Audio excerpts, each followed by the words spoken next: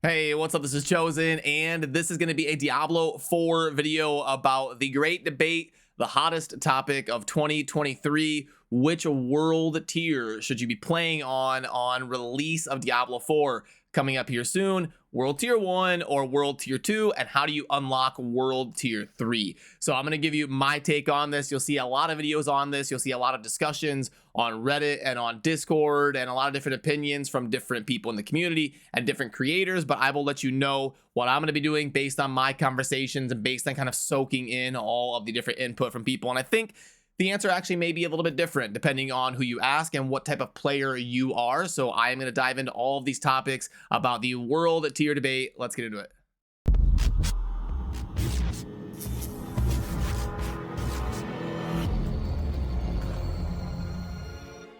Alrighty, so quickly, if you haven't played the Diablo 4 beta or anything, when you are starting the game, you get to select your difficulty, and in Diablo 4, they are called world tiers. In Diablo 3, it was called like torment levels, but they did have stuff before that. They had like hard, expert, master, and then they went into the torment levels. Well, anyway, right now on Diablo 4, as of release, you've got world tier 1, 2, 3, and 4. And then the first choice when you create your character is between world tier 1 or 2. And then you will unlock world tier 3 after you finish the campaign, and then world tier 4 a little bit down the road. So you can see here, world tier 1 is for players new to Diablo or want a light challenge. This will be levels 1 to 50. Then for world tier 2, it's still that same 1 through 50 levels, but the enemies are going to be more challenging, giving it 20% increased experience and 15% more gold. So the hot debate is, well, is it worth it? Is my build going to be good enough to smash world tier 2, which means I might as well do world tier 2 and get the extra gold and XP and level up even faster? Or do I just blast through the content and do world tier 1?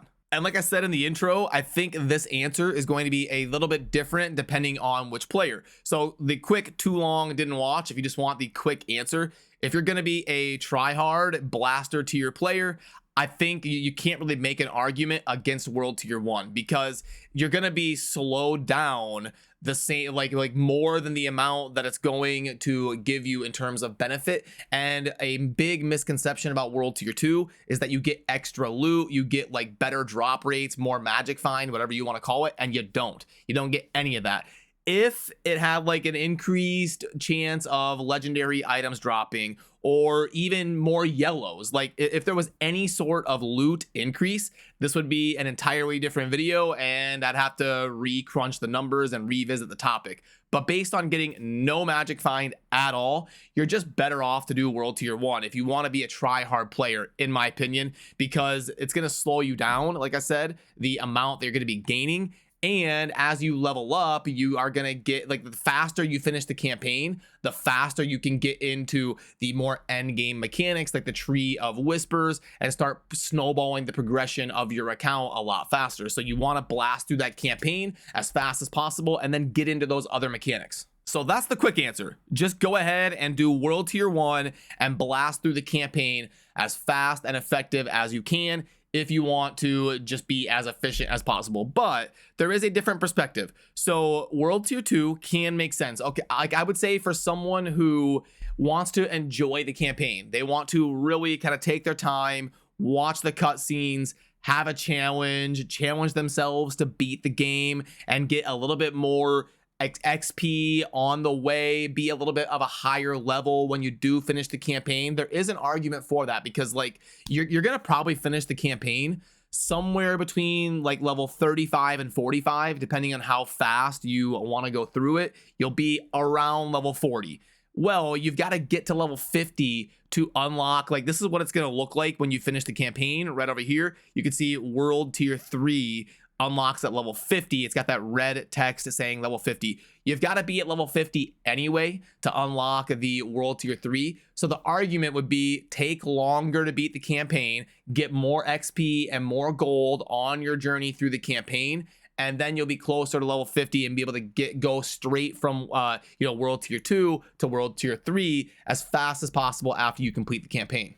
And again, like I said, I get the argument, but I still think you're better off personally if you want to be just like try hard to do world tier 1 and then go straight to world tier 3. So do world tier 1, you'll finish the campaign at like level 36, 37, 38, 39, whatever, and then you start doing like the tree of whispers and some of those end game mechanics to kind of progress a little bit faster. And like, as long as you're like a good player, a seasoned veteran of Diablo, I think that would be the optimal route. But it is a really cool campaign and cool experience to play through it for the first time, and having a challenge presented for you of playing it on world tier 2, where it's going to take longer to progress and you're going to be able to kind of soak it in a little bit more. I do understand that perspective. So I think the main gist of it is try hard gamer, go with world tier 1 and blast the campaign as fast as possible.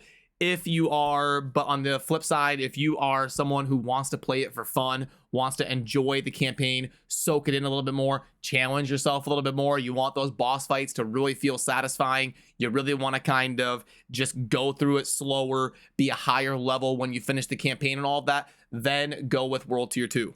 For me personally, I'm going to be going with world tier 1. I mean, I'm a content creator for the game. I'm going to try to blast through the campaign as fast as possible and always be as efficient as I can. So just my plan as of right now, I'll keep you in the loop if this changes. I'm probably going to play through the campaign as fast as I can solo. You don't really get enough of a benefit to group up. I may do another video on this. That might be worth a dedicated topic, like if you're going to make a party or if you're going to play solo and all that. But what I'm kind of thinking right now is I'm going to blast through the campaign on world tier 1 solo as fast as I can. And then I'll probably be about level 38, 39, 40 when I finish the campaign. And then I am going to just keep kind of grinding level 45 zones and all of that to get to level 50 as fast as I can. And I'm going to double dip the rewards with the Tree of Whispers mechanic. Then when I get to level 50, I'm going to do the capstone dungeon and I'm going to unlock world tier 3 and kind of go straight from world tier 1 to world tier 3. And hopefully by then I've got enough DPS. And then at that point, I can think about maybe like grouping up with friends, building like an actual farming group, try to see what optimal parties are going to be, what zones, what dungeons, what areas to farm, and kind of go about it that way. That's going to be my plan. I'll probably do a more dedicated breakdown as we get closer to release, where I will lay out the exact steps of how to like try hard, min max the process, and also give the perspective of like if you just want to enjoy the game and have fun. We'll break that down as we get closer to launch. But I thought it was worth talking about the world tiers and how they work and how you unlock world tier 3 and how you progress and where I stand on the issue. But at the end of the day, have fun with it. Don't feel bad if you challenge yourself and go with world tier 2. There's an argument to be made and you're not losing out really. Like at the end of the day, no matter what you do, world tier 1 or world tier 2, it's not going to be the end of the world. You'll be fine. And a week after release, you won't even remember what you started on. So it's really not going to matter in the grand scheme of things. You'll be level 50. You'll be in world tier 3 or 4. You'll be grinding away and everything will be fine no matter what you pick. So yeah, don't overthink it too much, have fun with it. But in case you were curious about my opinion here on the channel in terms of the different world tiers and all of that, that is where I stand as of right now. So remember to subscribe on your way out if you enjoy daily Diablo 4 content. I appreciate all of you. I will see you soon in the next video. Have a good rest of your day. Peace.